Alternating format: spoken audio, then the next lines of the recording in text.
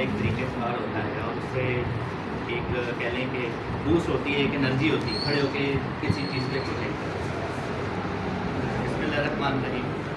سب سے پہلے تو میں اپنے اساتذہ کرام، ٹھیک ہے، سارے اساتذہ کرام چاہے وہ وائس کو پڑھا رہے ہیں یا گرلس کو پڑھا رہے ہیں، ٹھیک ہے، ان کا بہت بہت مشکور ہوں کہ انہوں نے جو ہے ایک اور سنگ میل جو ہے وہ پورا کیا، ایک اور جو ہے بچہ جو ہے وہ حفظ کے راستے پہ چل گئی۔ بہت بہت شکریہ آپ کا صاحب، آپ لوگوں کا اور کاریہ آپ کا بھی، ٹھیک ہے۔ یہ آپ لوگوں کی کولیکٹیو ایفرٹ ہے جو آپ لوگوں نے جو ہے بچوں کے اوپر جو ہے اس طریقے سے فوکس کیا کہ وہ ایک پہلی سیڑھی پہ قدم رکھنے کے لیے کامیاب ہو۔ یہ پہلی سیڑھی اس کو میں نے کیوں کہا ہے؟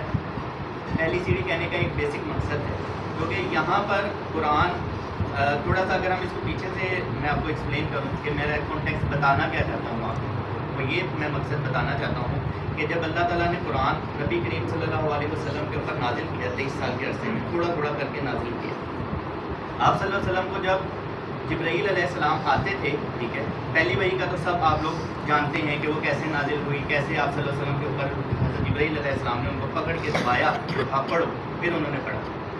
ایک بڑا مشکل کام تھا جب آپ صلی اللہ علیہ وسلم کے پہلے وحی نازل ہوئی، تو یہی سلسلہ جب چلا اللہ تعالیٰ نے ایک دم سارے احکامات نازل نہیں کی، ٹھیک ہے، اللہ تعالیٰ نے پہلے وہ آیات نازل کی کہ جن کے اوپر صرف عبادات، مطلب ایک رب کو ماننے کے بارے میں، ٹھیک ہے، ایک رسول کو ماننے کے بارے میں، فرشتوں کے ایمان لانے کے بارے میں، اس طرح کی چھوٹی چھوٹی آیات جو ہے وہ نازل ہوتی تھی تاکہ لوگوں کو سمجھنے میں، کرنے میں، عمل کرنے کے اندر جو ہے وہ آسانی پیدا ہو۔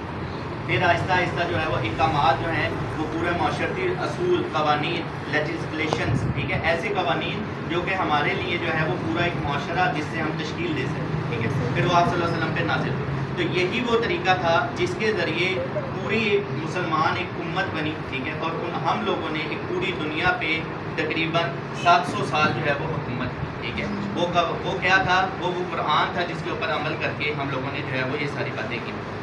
اب میں آتا ہوں اپنے پہلے اسٹیپ کی طرف۔ یہ قرآن پاک بچے کا حفظ کرنا پہلا اسٹیپ کیسے، ٹھیک ہے، یہ پہلا اسٹیپ اس لیے ہے کہ پہلا اسٹیپ تو جب جسٹ ایک میمورائز ہے، مطلب اس بچے نے کیا کیا ہے، الحمدللہ اللہ تعالیٰ کی رحمت سے اور اس کی اپنی کاوش سے، اساتذہ اور والدین کے آپس میں جو ہے کوارڈینیشن سے یہ اس معاملے تک پہنچ پایا ہے کہ یہ اس نے ایک اچھے طریقے سے اس قرآن پاک کو یاد کر لیا، ٹھیک ہے۔ اب یہ اس کا پہلا اسٹیپ پورا ہو گیا۔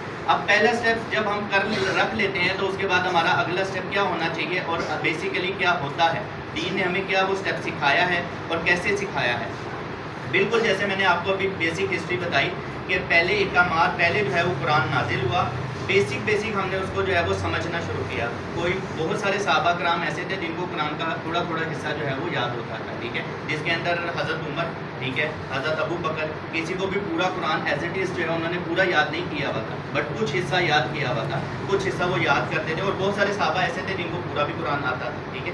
تو یہ بیسک پہلا اسٹیپ اس لیے تھا کہ جب وہ اس کے اوپر یاد کر لیتے تھے تو اس کو اپنی زندگی کے اوپر لاگو کر لیتے تھے، جو جو احکامات، جو باتیں، جو چیز اس کے اندر موجود ہوتی تھی اس کو وہ کیا سمجھتے تھے، انڈرسٹینڈ کرتے تھے اور اس کو اپنی زندگی کے عمل میں لے آتے تھے، ٹھیک ہے۔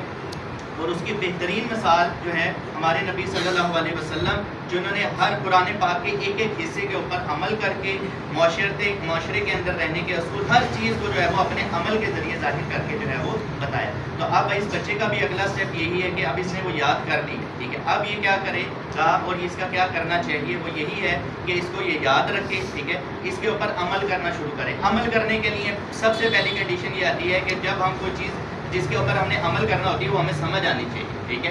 اب جس چیز کی سمجھ ہی نہیں ہے اس کے اوپر ہم عمل بھی نہیں کر سکتے، ٹھیک ہے۔ ابھی میں یہاں پر اردو بول رہا ہوں، ٹھیک ہے، میں یہاں پر کوئی چائنیز یا کوئی اور زبان بولنا شروع کر دوں گا تو کسی کو بھی نہیں سمجھ آئے گی، ایسے ہی ہے، کیوں نہیں سمجھ آئے گی؟ چاہے میں اس کے اندر جتنی اچھی وکیبلری استعمال کر لوں، اس کے اندر جو مرضی لینگویج استعمال کر لوں، آپ لوگوں کو سمجھ نہیں آئے گی کہ وہ کیا سر کیا بول رہے ہیں۔ اسی طریقے سے جب ہم نے قرآن پاک پڑھ لیا، ٹھیک ہے، اب ہمیں اس کو سمجھنے کی ضرورت ہے، ٹھیک ہے، یہ ہم نے ایک اسٹیپ تو فالو کر لیا، ٹھیک ہے۔ اس اسٹیپ کو آگے لے جانے کے لیے قرآن پاک کی انڈرسٹینڈنگ بہت زیادہ ضروری ہے، ٹھیک ہے، اور یہ ایک بچے کے لیے نہیں ہے، یہ تمام بچوں کے لیے اور تمام اڈلٹس کے لیے، تمام بڑوں کے لیے، ٹھیک ہے، ہر عمر کے انسان کے لیے، کیونکہ قرآن پاک میں آیا کہ یہ تمام امت کے لیے اتارا گیا ہے اور ہر بندے، ہر انسان، ہر مرد عورت بچہ جو بالغ ہے اس نے اس کے اوپر عمل کرنا ہے۔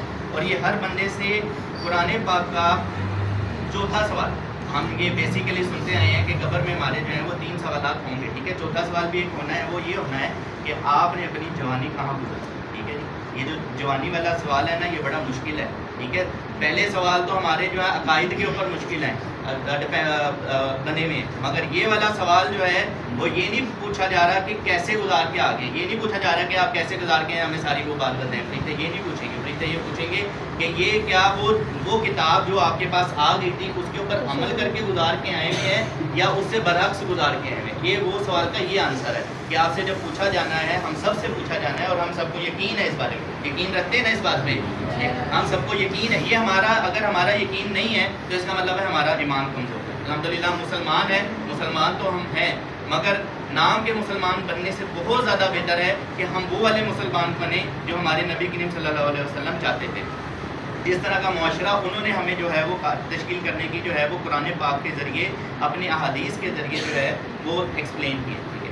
اب تھوڑا سا حفظ کے حوالے سے دیکھیں، ٹھیک ہے. ایک یہ کہہ لیں کہ دنیا میں سب سے بڑی جو اعزاز ہے، دنیا کی جو سب سے بڑی ڈگری ہے وہ یہ ہے کہ ہم نے قرآن پاک کو حفظ کر دیا. ٹھیک ہے. اس سے بڑی ڈگری دنیا میں کوئی نہیں ہے. کیوں؟ اس پوائنٹ کے پیچھے بھی ایک لاجک ہے. وہ لاجک یہ ہے کہ ہمارا دنیا کا جو مقصد ہے، دنیا میں جو اللہ تعالیٰ نے ہمیں انسان کو تخلیق کیا ہے، اس کا ایک ہی مقصد ہے. اس کا یہ مقصد ہے کہ ہم اپنے آخرت کی تیاری کریں. اللہ تعالیٰ نے یہ امتحان کی جگہ بنائی. ٹھیک ہے. یہ ایک امتحان کی جگہ ہے، اور امتحان کیا ہے کہ کون انسان یہاں پر اللہ کی کتاب کے مطابق عمل کر کے دکھاتا ہے. ٹھیک ہے. صرف یہی کام، اور کوئی کام نہیں. کوئی بھی بچہ، کوئی بھی بڑا، کوئی بھی بوڑھا، کوئی بھی مرد عورت، کوئی بھی جو ہے وہ کیسے جو ہے اس قرآن کے اوپر عمل کر کے دکھاتا ہے. جب ہم اس کے اوپر عمل، یہی وہ طریقہ کار ہے جس کے اوپر ہم عمل کر کے جو ہے وہ اپنی آخرت بہتر بنا سکتے ہیں. اس کے علاوہ کوئی طریقہ نہیں. ٹھیک ہے. تو یہ اب اللہ تعالیٰ نے قرآن نازل کیا، اللہ تعالیٰ نے اس کی حفاظت کا ذمہ لیا. حفاظت کا ذمہ ایک تو اللہ تعالیٰ نے لیا کہ اللہ تعالیٰ نے کہا کہ میں نے اس کو جو ہے وہ غلطی سے پاک کر دیا، اب کوئی اس کے اندر جو ہے نا غلطی نہیں بنا سکتا. چاہے کافر اپنی پوری لشکر کے ساتھ جو ہے وہ کوشش میں لگ جائیں، پوری اپنی عوام، ہر کافر مشرک جو ہیں جس طریقے سے بھی ہیں، جو اللہ کو نہیں مانتے، سارے اکٹھے بھی ہو جائیں تو قرآن کی ایک آیت بھی نہیں بنا سکتے. اللہ تعالیٰ نے کھلا چیلنج دیا. اور آپ کیا سمجھتے ہیں کہ کافر یہ جو ویسٹ میں ہیں، یہ کیا اس کے بارے میں کوشش نہیں کرتے؟ بہت کوشش کرتے ہیں. جب وہ اتنی کوشش کر سکتے ہیں کہ خلاؤں میں جا سکتے ہیں، مارس پہ جا سکتے ہیں، جوپیٹر پہ جا سکتے ہیں، تو وہ کیا یہ کوشش ہی نہیں کر رہے ہوں گے کہ یار یہ والی بات ہم رونگ کر کے دکھائیں کہ ہم ایک قرآن کی ایک آیت کریٹ کر لیں بالکل ایسے کانٹیکس میں جیسے اللہ تعالیٰ نے اتاری؟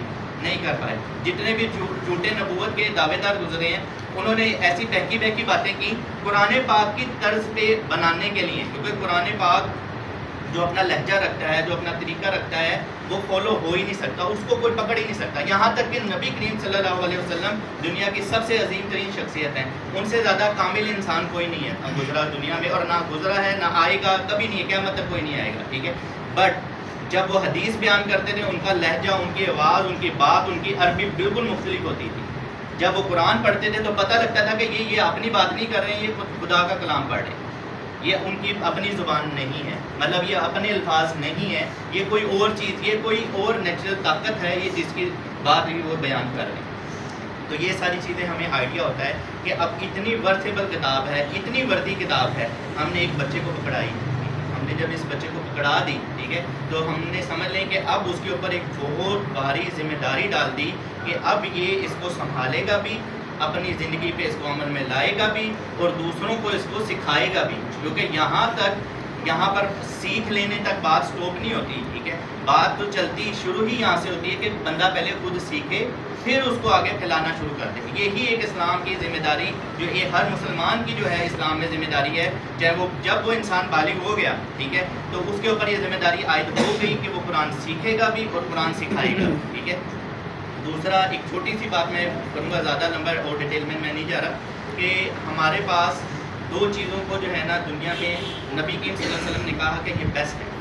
بیسٹ مطلب بہترین انسان وہ ہیں، پہلے بہترین انسان وہ ہیں جو قرآن پڑھتے ہیں، سیکھتے ہیں اور سکھاتے ہیں. مطلب ان سے زیادہ بہتر کوئی نہیں. ٹھیک ہے. مطلب اگر آپ نے دنیا میں بہترین انسان دیکھنے ہیں تو قرآن پڑھانے والے اور قرآن پڑھنے والے ان لوگوں کو دیکھیں. ٹھیک ہے. تو یہ پہلی نبی کریم صلی اللہ علیہ وسلم نے اور کسی کو بہتر نہیں کہا. پہلے وہ لوگ جو کہ کیا ہیں، بہتر وہ ہیں جو قرآن پڑھتے ہیں اور پڑھاتے ہیں. صرف کون سے لوگ ہیں بچوں؟ قرآن پڑھاتے ہیں، ٹھیک ہے. تو جو پڑھا رہے ہیں اور جو پڑھ رہے ہیں وہ سب سے بہتر ہے، ٹھیک ہے. تو اپنے آپ کو اپنا لیول ایک دیکھیں، جن کو ہم فالوور ہیں وہ ہمیں بتا کے گئے کہ بیٹا آپ لوگ سب سے بہتر ہو، ٹھیک ہے. تو اپنے آپ کو ہمیں اس لیول پہ، اس سوچ پہ لانا ہوگا کہ ہم قرآن پڑھ رہے ہیں تو ہم بہتر ہیں، ٹھیک ہے.